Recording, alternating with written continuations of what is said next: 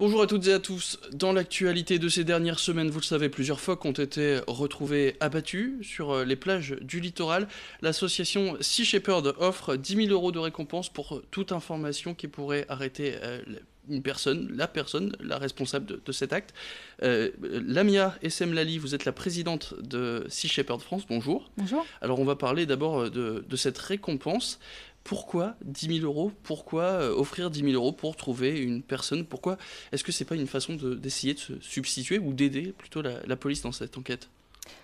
C'est surtout une façon de motiver les gens qui auraient des informations à les transmettre aux autorités pour qu'enfin on arrête là où les personnes qui font ces actes, on en est à plusieurs phoques là, quatrième qui est répertorié depuis le début de l'année, c'est sans compter ceux qu'on a éventuellement pas retrouvés.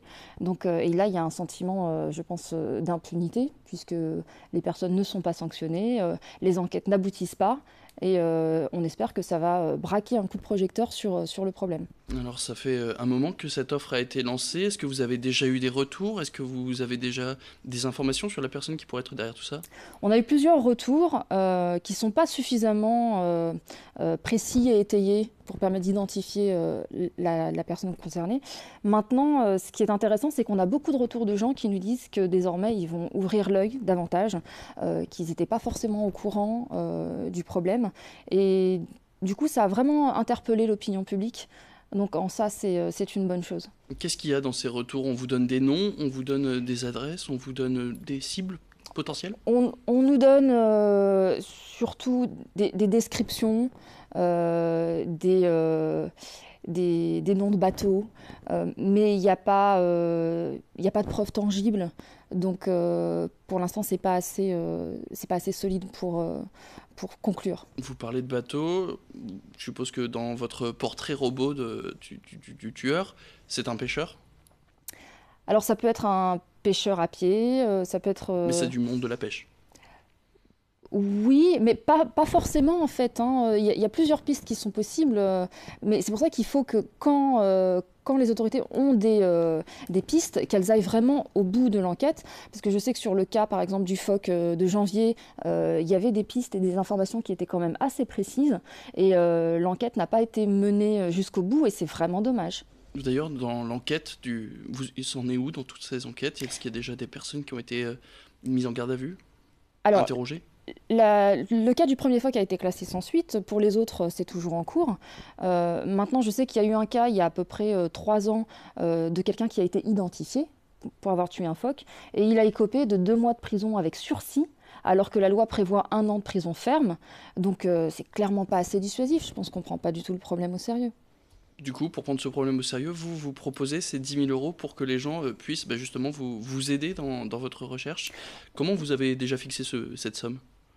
Alors, pour le premier, on avait fixé une somme à 5 000 €. Là, on l'a doublé pour essayer de motiver davantage, pour faire parler davantage, pour que tout ça ne se passe pas discrètement. C'est une méthode qui marche. En France, ça étonne parce que c'est pas du tout dans les mœurs, mais c'est quelque chose qu'on utilise beaucoup dans d'autres pays. Et il y a quelques mois en Asie, ça nous a permis de permettre l'arrestation d'un braconnier qui avait tué des tortues marines. Donc pareil, une récompense de 10 000 $ pour le coup. Et ça aboutit. Donc j'espère que ça aboutira ici, mais en tout cas, ça a vraiment permis d'alerter l'opinion. L'association a les fonds pour pouvoir offrir Tout ces à fait, 10 000 €? sinon on ne le ferait pas, oui. On a les fonds, par contre, on ne les débloquera que dès lors que les autorités nous disent c'est telle information qui nous a permis d'appréhender le coupable.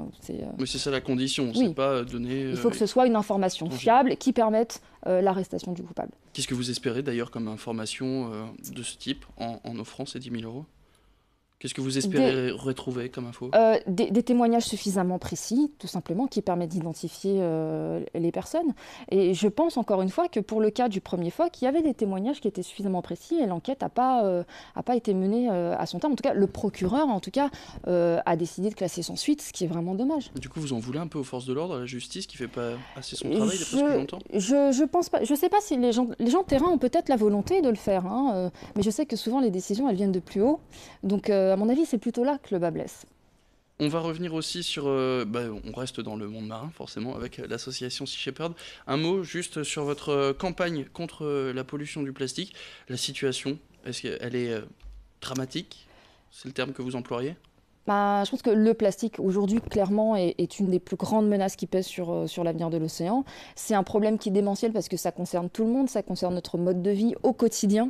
Donc c'est vraiment une révolution de nos habitudes qu'il faut arriver à mettre en place. Et c'est difficile, surtout qu'on a plus beaucoup de temps. Et une fois qu'en fait, les gens ne perçoivent pas que toute pollution plastique qui s'en va, souvent, le plus souvent, elle finit dans l'océan. Et qu'on vive près ou loin de la mer, ça n'y change rien. Donc le challenge, il est quand même très très difficile à relever sur la pollution plastique. Et il va falloir que tout le monde s'y mette, que ce soit au niveau des lois, mais aussi au niveau des citoyens, des habitudes de chacun. Essayer le plus possible de réduire ces déchets. Le recyclage, c'est bien, mais le meilleur déchet, c'est celui qu'on ne produit pas. Et puis surtout, le plastique, c'est très insidieux parce que ça tue de manière peu visible. Et donc en ça, c'est particulièrement dangereux. Et puis donc vous dites, il faut que chacun fasse attention. Vous le disiez déjà tout à l'heure avec ces phoques, vous avez des gens qui vont ouvrir les yeux. Je reviens sur une de vos propositions, créer une patrouille de surveillance, c'est bien ça, sur le littoral. Ça devient un projet sérieux? C'est en tout cas une possibilité qu'on n'exclut pas du tout, qu'on est en train d'étudier et on la mettra en place si on estime que la situation le nécessite, c'est-à-dire que si on continue à avoir ce genre d'acte et que les enquêtes n'aboutissent pas, à ce moment-là, il va falloir qu'on mette en place effectivement des gens sur le terrain pour dissuader ceux qui seraient tentés de le faire. Parfait. Merci beaucoup Samia Essemlali, présidente de Sea Shepherd France, l'association qui est donc à la base de ces 10 000 € offerts pour toute information qui pourrait permettre de retrouver les tueurs des phoques retrouvés donc sur le littoral ces dernières semaines. C'est la fin de cette édition. Merci à tous de l'avoir suivi. Restez avec nous, l'information continue.